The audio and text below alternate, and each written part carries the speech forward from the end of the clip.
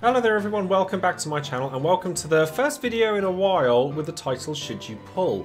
Now I know what you guys are thinking, why have I gone back to the idea of making Should You Pull videos as opposed to doing my weekly updates? Well, I covered a lot of that information within those, for each banner as it came out in a week so that I could make sort of one big video at the beginning of each week, but I figured that the videos actually seem to appear more successful if I kind of separate them into each banner separately. And for the time being, I figured that Should You Pull is the most relevant name for the videos that I do, but I am still going to be covering the events themselves as well as the characters in the banner and ultimately whether I feel that the banner is worth pulling on or anything like that. So I'm going to see how this goes for the next week or two, and if it doesn't work then I can always change it back, but do let me know in the comments below for sure if you prefer things done this way or if you prefer them done the way I was doing them before, or even the way I was doing them before I went over to Square or anything like that. I'd love to hear from you guys so that I could help this channel continue to grow and blossom into something that I'm really happy with. But for today we're going to be delving into Porom's Lost Chapter,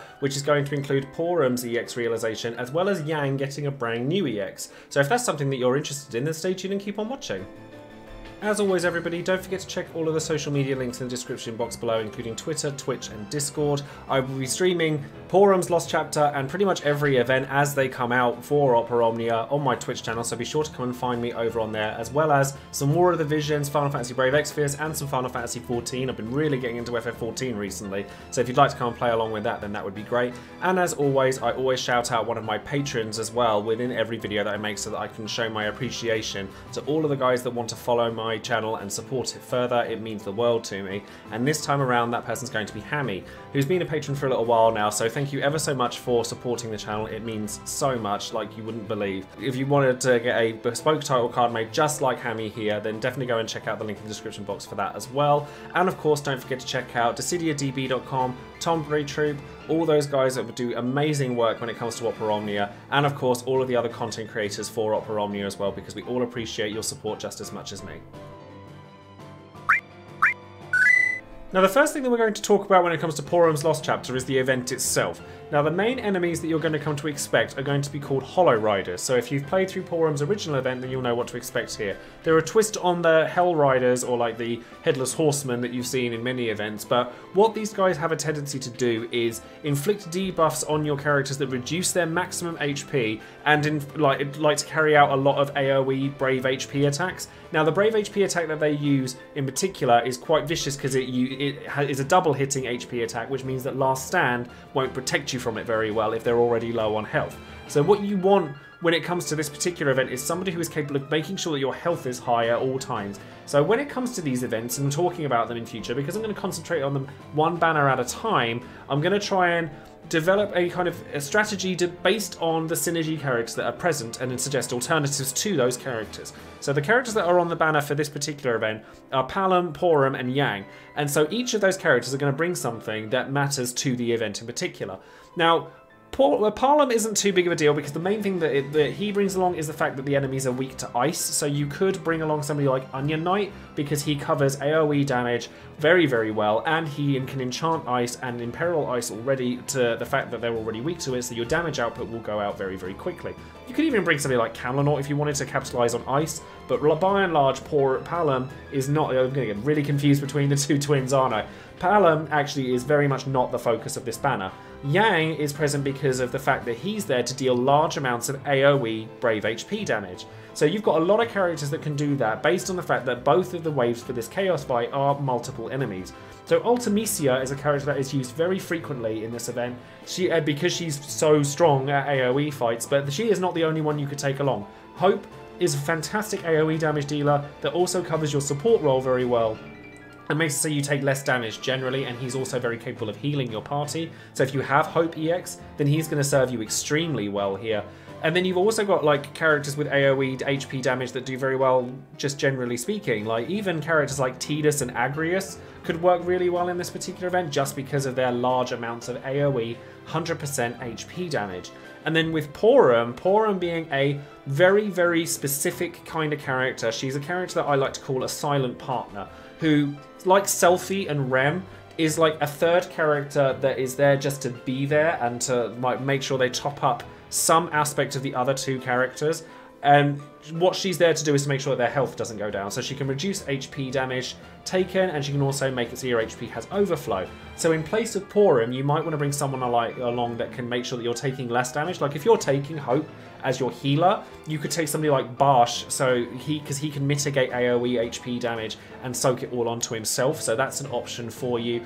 Or you could bring just anyone who can heal very, very frequently. Like Paladin Cecil would actually be quite a good shout here, because not only does he have the ability to heal, much like Hope, he's also got very strong splash damage through Holy Flame and Paladin Force as well. So as long as you can keep on top of all of those aspects of the fight, basically the fact that the enemies will reduce your max HP and they will try to deal HP damage quite frequently, then having any characters that can make you heal, do AoE damage, have debuff prevention as well is quite a nice little extra to have. So if you have a character like Ignis or Selphie that have the ability to heal and have debuff evasion to stop your max HP going down, then that's somebody that you may want to bring along as well.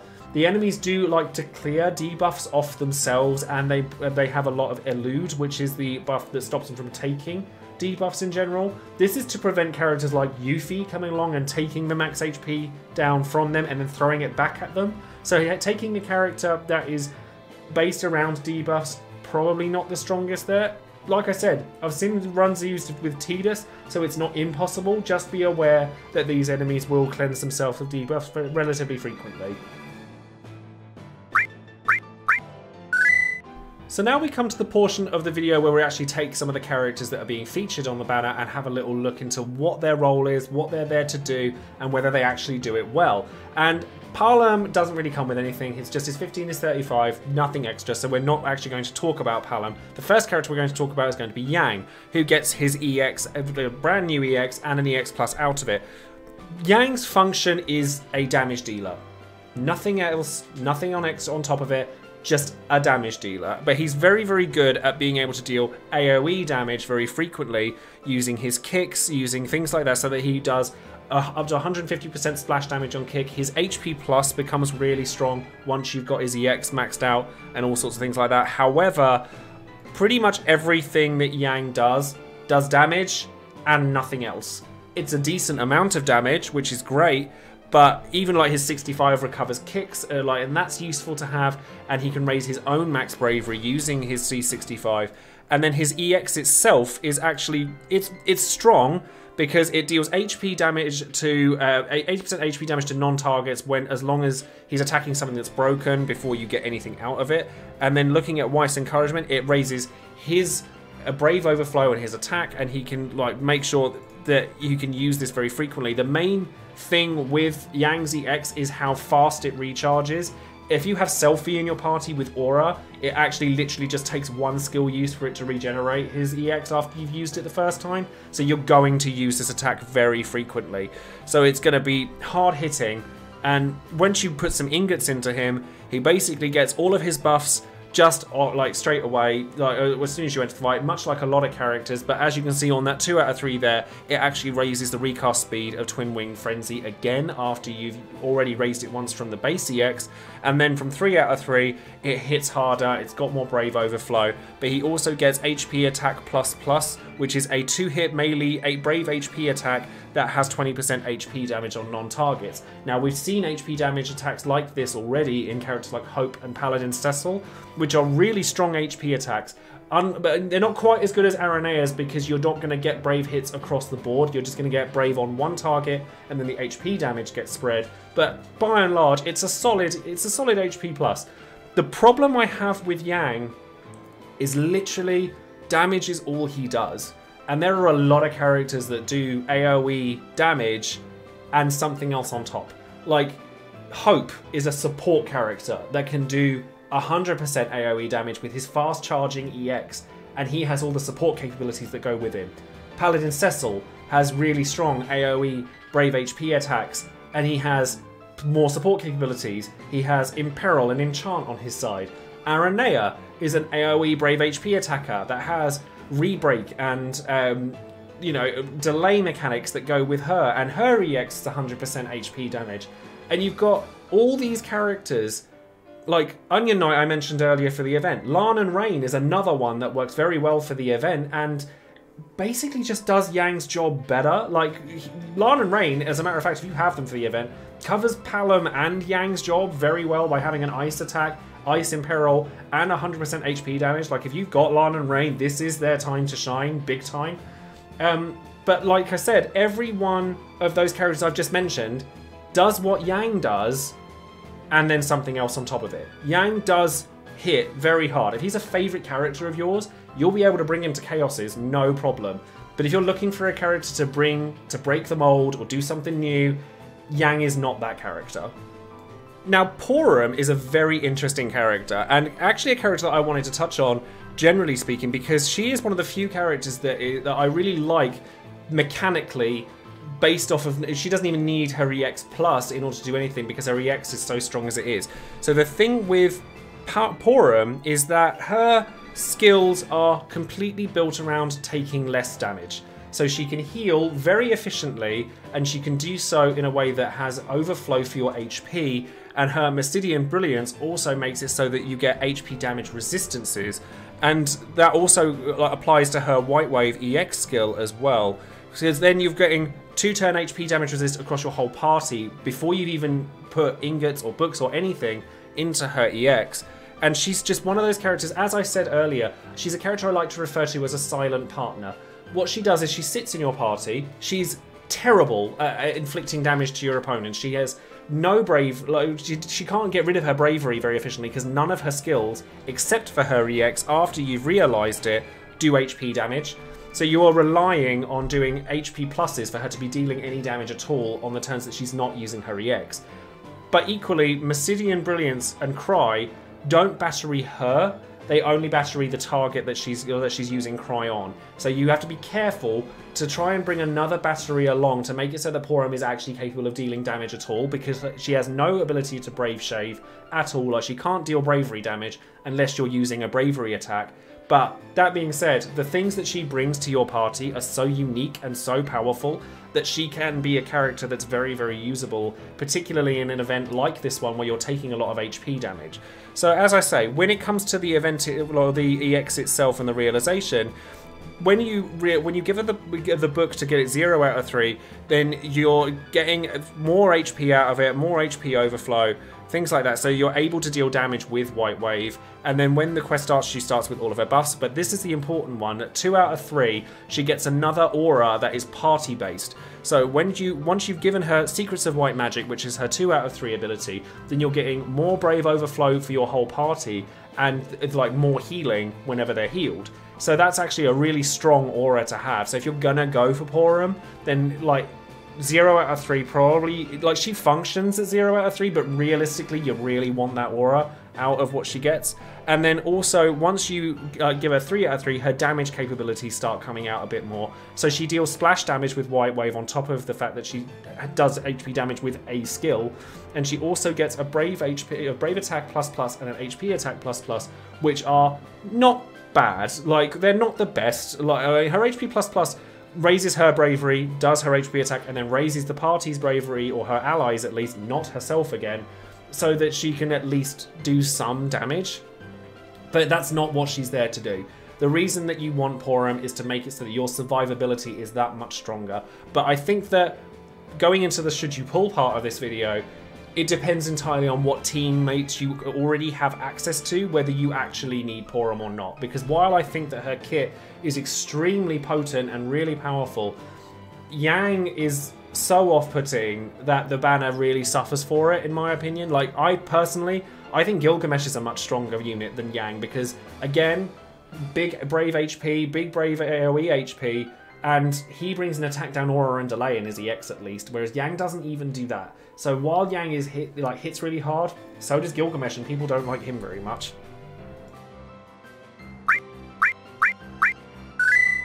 So now we come to the question that everyone is waiting for: should you pull on the banner for Porom's Lost Chapter? Honestly, in this particular case, it depends. It depends entirely on whether you need Porom or not.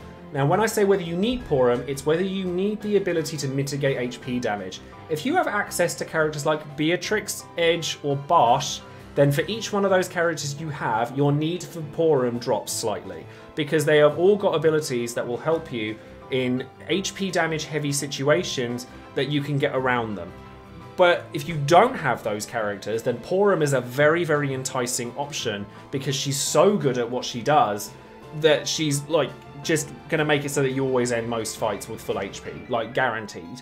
But she's not a damage dealer, she's not able to do a lot of the things that other characters can do, and her banner is brought down so heavily by Yang that she's less appealing of an option. So personally, I probably won't pull on this banner. I really like Porom. I think she's actually an extremely good character, but I'm so put off by Yang that I really just don't want to risk getting him instead of her. If I had her, I would purple her. But I think that because I have characters, and this is a personal experience, so this is different perhaps to characters that you may or may not have. If you have access to some of these characters like I do with Beatrix or Edge or Barsh, as are examples, then I don't feel that I need Porom. But if you don't have those characters, then this is at least a banner that you may want to consider. This banner should also be live when we get the Diablos Lost chapter, so if you're not planning on going for Caius or Aerith or Waka or anything like that, then this is perhaps a banner that you could consider spending the tickets that you get from Diablos on, because Porom is genuinely very strong. But I just think that it's a risky banner to pull on. So that's going to be it for this video. We do have another event later on in the week in Caius's event, but I will be releasing another Should You Pull video just before that event becomes live as well. I will also be streaming this Porom's Lost chapter and Caius's event and all sorts of other things to do with Opera Omnia on Twitch on the days that those events come out, so do keep an eye out for that.